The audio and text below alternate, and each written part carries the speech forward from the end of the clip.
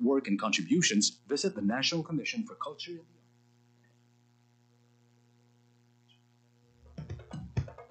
Ito ang Presidential Broadcast Service. Radyo Pilipinas. Radyo Publiko ng Bagong Pilipinas para sa Bagong Pilipino. Naghahatid ng mahahalagang balita at impormasyon na uugnay ng pamahalaan sa sambayanan.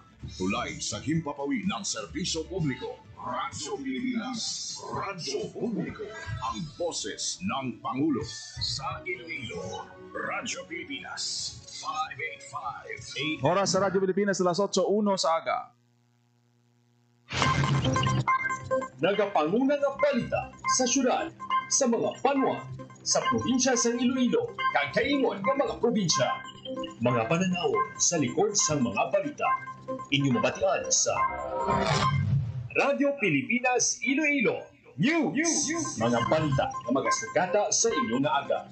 Yin bantayan, yin sunod, yin tipon sa Radyo Pilipinas Iloilo News Team. Gikan sa hulot balitaan. Diretsyo sa inyong palamatian. Yarian! Radyo Pilipinas Iloilo News.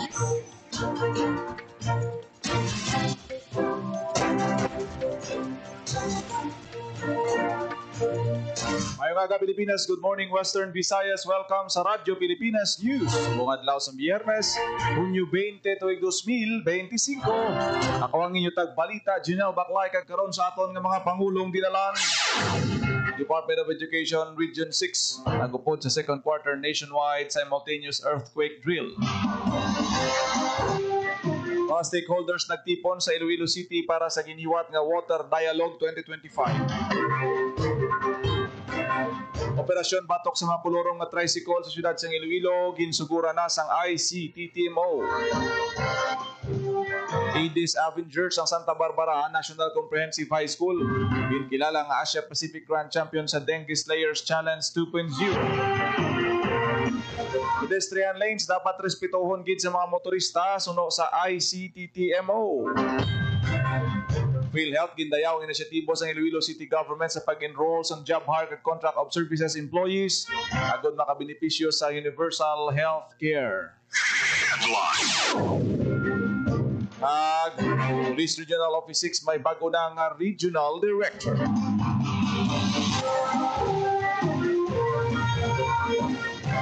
Oras sa Radyo Pilipinas, alas 8:04 sa aga, kagkaroon sa detalye na sa aton mga balita lokal. Radyo Pilipinas News. Department of Education Western Visayas nagupod sa second quarter nationwide simultaneous earthquake drill. Radyo Pilipinas. Detalye sa balita ni Marian Grace Erenieta. Nagupod ang personnel sa Department of Education Western Visayas Regional Office 6 sa ginhiwat na second quarter simultaneous earthquake drill sa Huwebes, Hunyo 19. Takna las Huwebes ang aga sa Huwebes, ang dululungan niya na nag-drop, cover and hold ang personnel sa DepEd Region 6. Gimpayag ni Hernanis Gala Jr., Regional Information Officer sa DepEd Western Visayas, nga nagsusuporta ang regional office sa nationwide simultaneous earthquake drill sa pagpasanyog sang ihibalo kag handaan sa tion sang natural nga kalamidad kapareho sang linog. Dugang payag pa ni eskolar nga pwede magluntad ang kalamidad anuman nga oras kag ang paghiwal sang earthquake drill kada quarter ang isa sa mga pamaagi nga mapasiguro nga nakahibalo ang personel sang dapat nila nga obrahon. Makapataas man ini suno pa kay eskolar sang ihibalo kag makalikaw sang panik kag confusion kung may magluntad nga kapareho nga hitabo. Para sa Bagong Pilipinas, Marian Grace Aranyata, Radyo Pilipinas, Radyo Publiko. Radyo Pilipinas. Radyo Pilipinas News. Kahandaan pakita sa mga manunudlo kag estudyante sa banwa sang Tigbawan Iloilo sa giniwat nga second quarter NSED.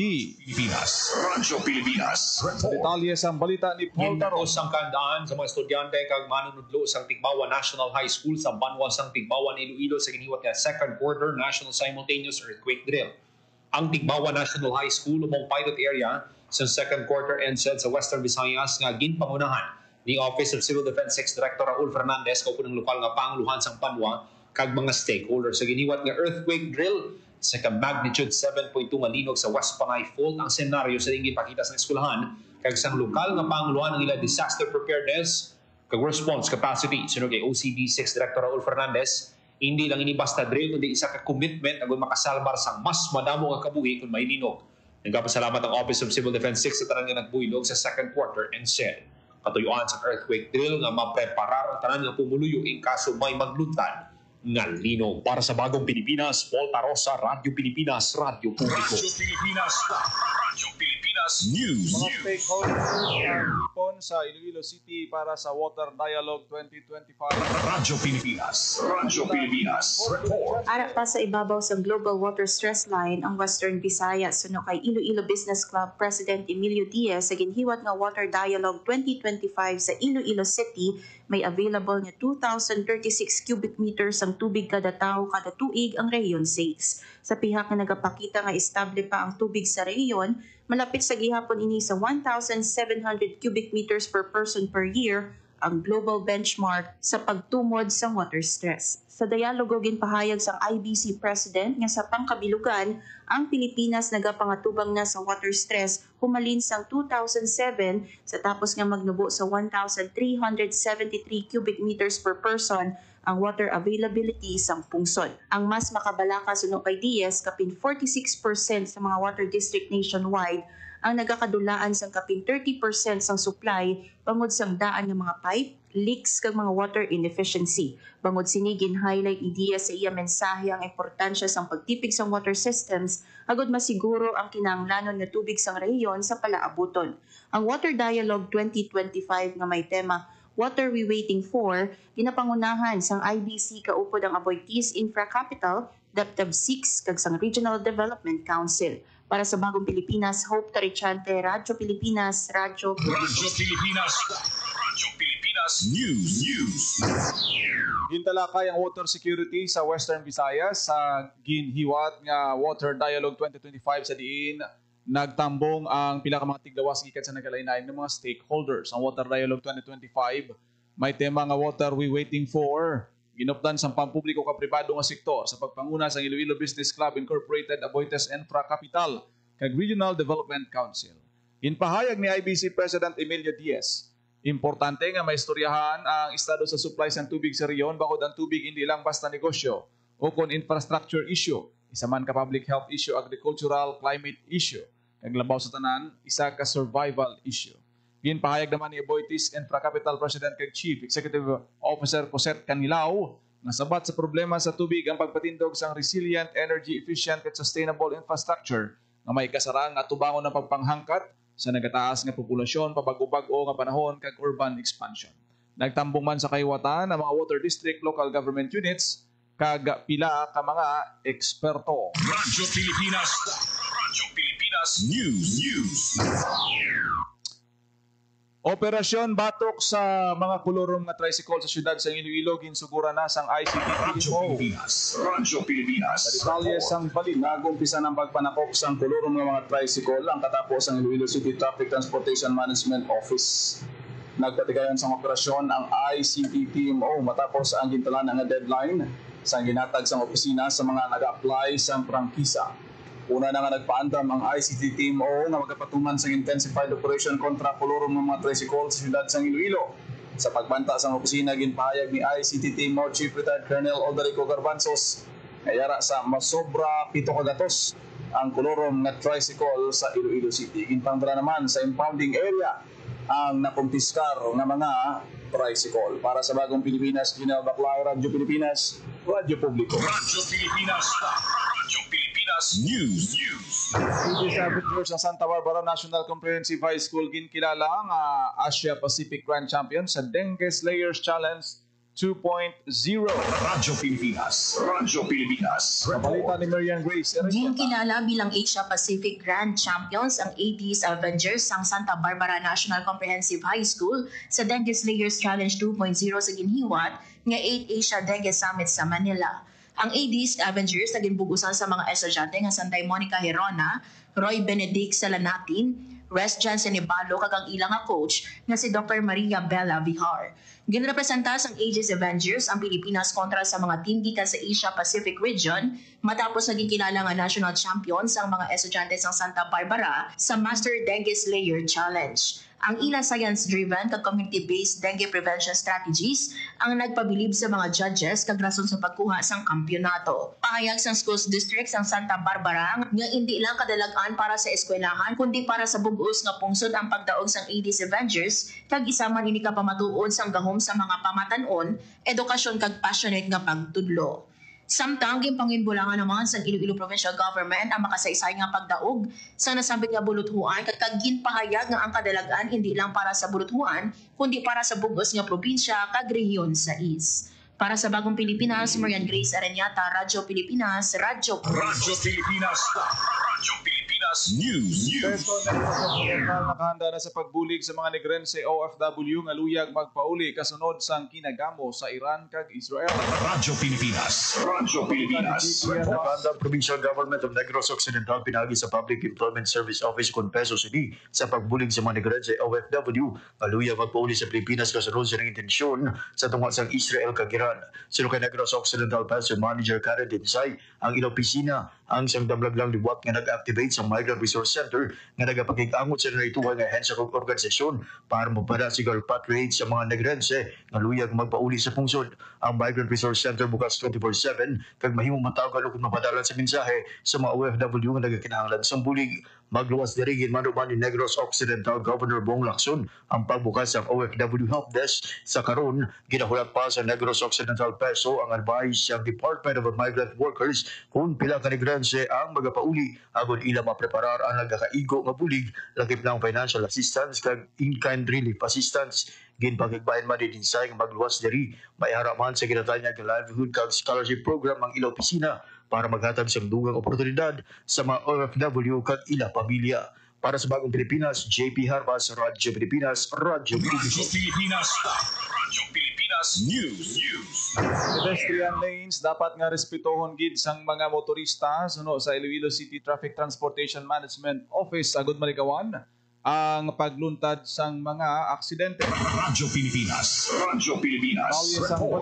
Liwat agin pahabay ni ICT Team Mo Chief Retired Colonel Odalico Garbanzos sa mga motorista nga dapat mag-slow down sa tanan nga pedestrian lanes sa mayor ng mga dalanon sa siyudad sang Iloilo agud Malikawan ang disgrasya. Subong nagbukas na ang klases ano kay Garbanzos ginatutukan gid sa mga traffic enforcers ang sitwasyon sa mga pedestrian lanes agud maproteksyonan ang mga nagatabok sa dalan. Talo pang doon pahayag sini ang mga na-record nga aksidente na nagatatabo bisan pa sa pedestrian lane sa siyudad sang Iloilo. Santo sa reporting ginapalabot sa opisina gikan sa field. Suno kay Garbanzos madamo sa mga drivers ang dapat pa mapahangop na doblehon ang awareness sa pagmaniho kung ara sa pedestrian lanes. Nagapati si Garbanzos nga kinahanglan pa sa pagpasangkad sa driver's education bago hatagan sang lisensya sang LTO. Ginainggan yung gits ng ICT team mo ang publiko nga videohan ng mga violators kag i-report sa LTO agud may isyuhan sang show cause order. Para sa Bagong Pilipinas, General Baclay, Radyo Pilipinas, Radyo Publiko. Radyo Pilipinas. Radyo Pilipinas News. Dinayang si Acting Regional Vice President Lazaro Tabsing ang inisyatibo sa Iloilo City Government sa pag-enroll sa ila contract of service kag job hire employees agud maka-avail sa Universal Healthcare Services. Ginpahayag ni Tabsing nga dapat mangin ehemplo man sang iban nga LGU ang lihok sang Iloilo City sa pag-ulikid sa ikayong lawas ng ilang mga empleyado labi na ang job hire kag contract of service. Sa nangin madinalagon nga MOA signing, mahataga na sang benepisyo ang mga empleyado nga makapakonsulta kag makabuligid sa hospitalization nakip ang ila dependents. Sunod naman kay PhilHealth Field Operations Division Chief Johnny Sabusap, padayon sila sa paglibot sa iban pa nga probinsya agud ipahibalo ang ehemplo ang ginpakita sang Iloilo City Government sa iban pa nga LGU. Radyo Pilipinas. Radyo Pilipinas News. Nagkulang sa statwa ni Dr. Jose Rizal sa Plaza Libertad ang pila kakatapos ang Night of Rizal Iloilo Chapter. Kasunod sa pagdumdum sang kaadlawan sang national hero na si Dr. Jose Rizal kahapon nga adlaw Hunyo 19. Lakip sa nagtambong sa wreath-laying activity si Iloilo City Mayor Jerry Treñas, kaupod sa Dr. Pablo Española, Dr. June Dalisay, Dr. Mervin Misahon, kag Architect Dennis Bonoy Haleko. Si Dr. Jose Rizal ang ginbunag sa tuong Hunyo 19, 1861 sa Calamba, Laguna, Kagkapon nga adlaw gindumdum ang iyak ikas 154 anyos nga kaadlaw. Radyo Pilipinas. Radyo Pilipinas News. Police Regional Office 6 may bago na nga regional director. Radyo Pilipinas. Radyo Pilipinas. Report. Magapungko bilang bagong Regional Director sa Police Regional Office 6 si Brigadier General Ponce Rogelio Peñones Jr. Talosan ni Brigadier General Peñones si Brigadier General Jack Wonky ang nagragad sa Police Regional Office 6 sa isa katuig kag 4 ka bulan bilang Regional Director. Ma-assign naman si Wonky bilang Director sa Police Regional Office 4A ukon Calabarzon. Ang order halin sa Camp Crame epektibo Huwebes, Hunyo 19, 2025. Para sa Bagong Pilipinas, Paul Tarosa, Radyo Pilipinas, Radyo Pilipinas. Radyo Pilipinas News. For most person sa Iloilo nadakpan sa Cebu. Radyo Pilipinas. Radyo Pilipinas. Report. Nadakpan sang kapulisan ang top 4 most wanted person sa Iloilo sa Talisay City, Cebu. Ang suspect din kilala si alias Julie, 40 anyos, kag-residente sa Combado, Maasin City, Southern Leyte. Ang suspect nagapatubang sa kaso ng rape by carnal knowledge under Article 266-A, Paragraph 1A in relation to Article 266-B of the Revised Penal Code. Gintingog nga puwersa sa Tigbawan Municipal Police Station kag Talisay City Police Station ang nagpatigayon sa operasyon. Sino kay Police Colonel Roland V. Bulalakaw, Officer in Charge sa Iloilo Police Provincial Office para ng pagtrabaho sa kapulisan ug malaga sa mga wanted persons nga nagapanago. Komitido nga IPPO nga arestuhan ang mga wanted persons para matagan hustisya ang ilang mga nabiktima. Para sa Bagong Pilipinas, Paul Tarosa, Radyo Pilipinas, Radyo Pilipinas. Radyo Pilipinas News. Department of Tourism, West Visayas State University nagabuligay para hanason ang Aklan Tour Guides sa basic Korean language. Radyo Pilipinas. Radyo Pilipinas. Report.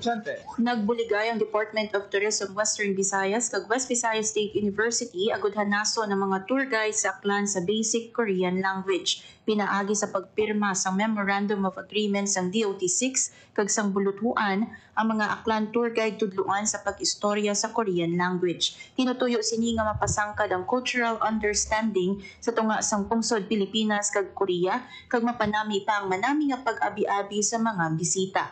Naibaluan nga lakip sa mga top foreign visitors ang Boracay Island sa Malay Aklan ang mga Koreans bangod man sa mga international flights sa Kalibo kag Katiklan Airport. Para sa Bagong Pilipinas, Hope Parichante, Radyo Pilipinas, Radyo Pilipinas. Radyo Pilipinas News. Ganyo gid ang mga mangunguma nga ipedalom sa soil test kag soil analysis ang duta sa ila talamnan para sila ang magiyahan sa pag-apply sa negatigong nga abono sa ila humay. Makabuli gid ang soil testing agud mabalaan ang nutrients para sa humay para mabalanse ang pag-apply sa abono. Pila ka tips ang gipakigbahin ni Solmi Ohario, Farm Mechanization Trainer sa usapang agrikultura program para ma-reduce ang fertilizer loss. Dapat sunod sa iya, hindi mainit ang tiyempo sa pag-apply sang abono partikular sa oras nga alas 8 tubtob alas 9 sa aga, nag alas 3 tubtob alas 4 naman sa hapon. Dugang man sini dapat ang tubig husto lang ang saturation, hindi tama kadalom kag hindi man tama kamala para hindi maglasaw ang abono. Radyo Pilipinas. Radyo Pilipinas Importante News. gid ang right timing sa pag-apply sang abono sa pananom kasubong sang humay. Ginrekomenda ni Solmi Ohario, Farm Mechanization Trainer sa DA Region 6 sa mga mangunguma ang pagsunod sa EAT practice bilang epektibo nga pamaagi. Ang EAT o kon EAT practice amo ang element, amount, and timing. Suno kay Ohario, kung hindi husto ang pag-apply sang abono kag kung matamaan halimbawa sang nitrogen, kung masubrahan katambok ang palay, prone ini sa balatian kag insekto. Dapat magbantay man sa mga weather advisory para magiyahan sa pag-apply sang abono. Dugang ni Ohario ang water supply, partner gid sa mangunguma sa pag-apply sang abono kag dapat nga madugangan ang ila ihibalo sa pag-timing. In kaso nga hindi magulan, bintaha man kung may alternatibo nga pulwaan sang tubig. Dapat man nga masami mag-obserbar kag magpanilag sa lakat sang panahon. Radyo Pilipinas. Radyo Pilipinas News. Kinalauman sang National Food Authority Western Visayas nga mangin fully operational na antes magtakop ang 3 ka modern warehouse nga gin patukod sang gobyerno sa haro sa syudad sang Iloilo pati na sa Dueñas kag Dumangas. Suno kay Engineer Clark Obhaan, pinuno sa Facility Management Section sang NFA Western Visayas, Isa sa ginatutukan karon sa administrasyon ni Presidente Ferdinand R. Marcos Jr.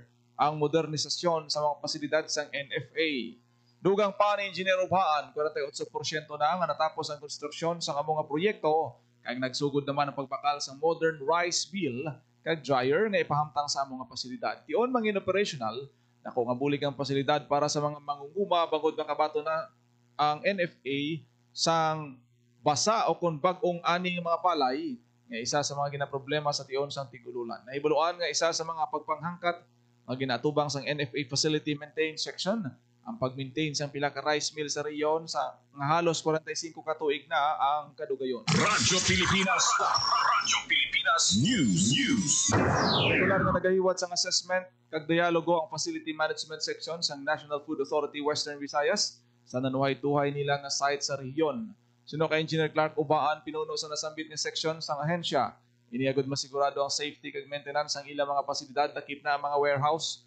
Dugang pa ni Ubhaan ang assessment kag dialogo ang ginahiwat kada bulan sa tuyo nga mahatagan sang gilayon nga solusyon kag kinahanglanon ng mga improvement sa mga pasilidad sang ila ahensya. Radyo Pilipinas.